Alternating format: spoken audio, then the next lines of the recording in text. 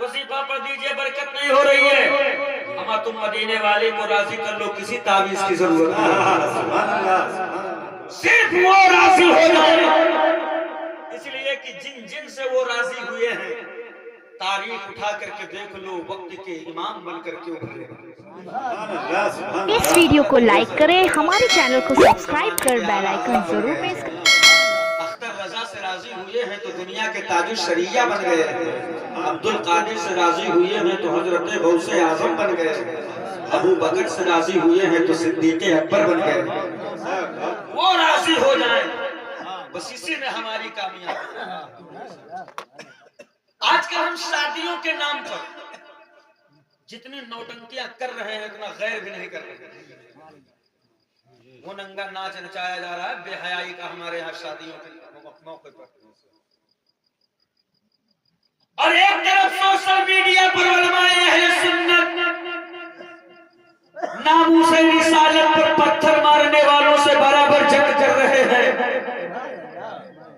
अब जरा बताओ कि वो मुस्तफा के नामूस पर खुला चैलेंज करके और जंग करने की कोशिश कर रहे हैं, और तुम अपने माशरे में गंद फैलाकर नबी के नामूस पे हमला कर रहे हो। किस किस से लड़ा जाए? घर से लड़े कि बाहर से लड़े? मुस्तफा के शान में गुस्ताखी का सिर्फ ये मतलब नहीं है कि कोई आदमी खुल्लम खुल्ला नबी की शान में गुस्ताखी करे, बस यही है, बल्कि जो कोई इंसान शरीयत के खिलाफ वर्जी करता है, एक तरीके की ये भी गुस्ताखी है। बोलो है कि नहीं है कि नहीं? आप रिसर्च करके देखिए, उलमा अहले सुन्नत से पूछिए, इस दौरे हाजिर में जितना जलील कौम कोई है, सबसे ज्यादा तो मुसलमान है। जिल्लत और रुसवाई के दलदल में जो सबसे ज्यादा फंसे हुए हैं, वो कोई और नहीं है, मुसलमान। इसकी वाहिद वजह मैं आपको बता दूं, इसकी वाहिद वजह ये हसद, जलन। हम आपस में एक दूसरे को ऐसा देख करके जल भुन रहे हैं। इस वीडियो को लाइक करें, हमारे चैनल को सब्सक्राइब कर बेल आइकन जरूर प्रेस करें। उसको अल्लाह जलील कर दे, बीमार कर दे, धंधा चौपट हो जाए तो मुझे खुशी होगी। तुम्हें नहीं पता है कि उम्मत के मकाम को मेरे मुस्तफा ने कहां से कहां पहुंचाया? तो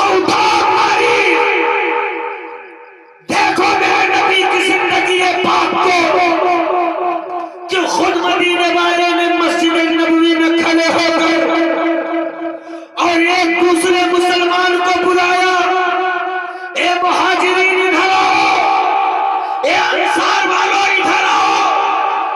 जब सबको मदीने वाले ने बुलाया तो कहा, अब यहाँ कबीले कबीले का भेदभाव नहीं होगा, अब यहाँ जात पात का भेदभाव नहीं होगा, एक दूसरे के गले लग जाओ और दुनिया को बता दो कि जब से हम कलमा पढ़ लेते हैं, फिर हमारे दरमियान बिरादरी की कोई दीवार नहीं होती।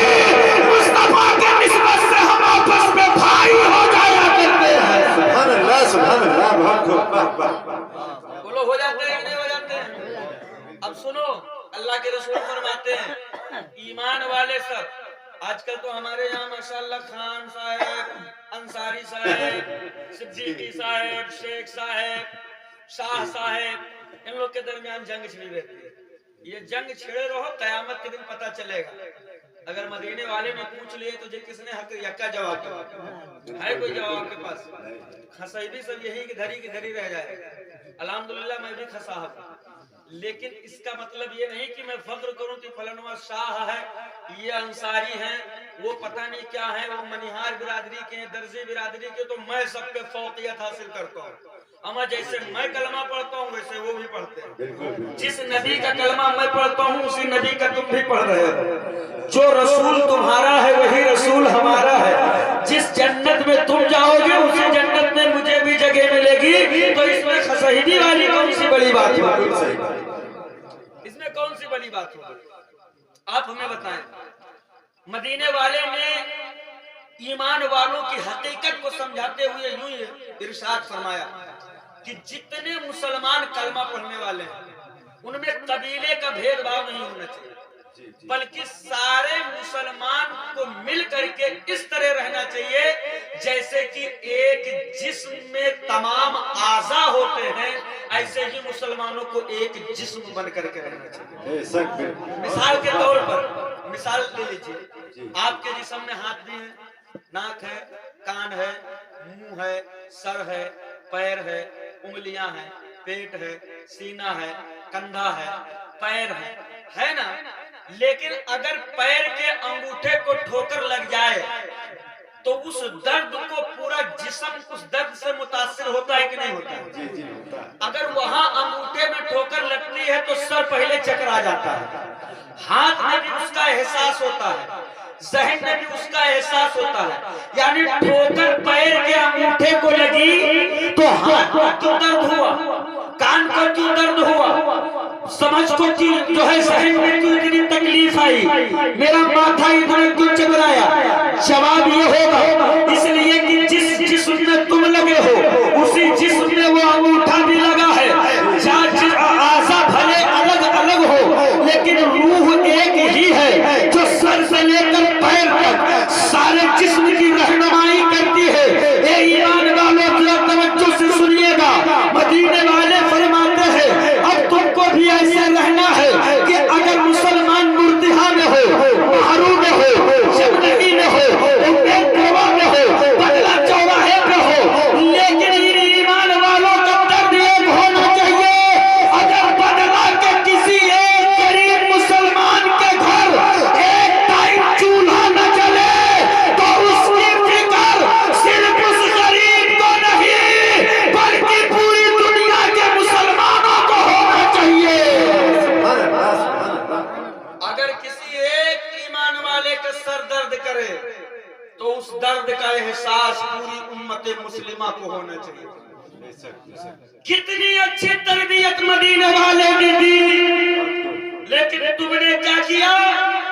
पड़ोसी जड़ भुन जाए, पड़ोसी का कारोबार फट जाए, वो 7 जमीनों में धंस जाए, उसे कोई बीमारी लाहिक हो, तबाह हो, बर्बाद हो जाए, हम इसमें अपनी खुशी तलाश कर रहे हैं।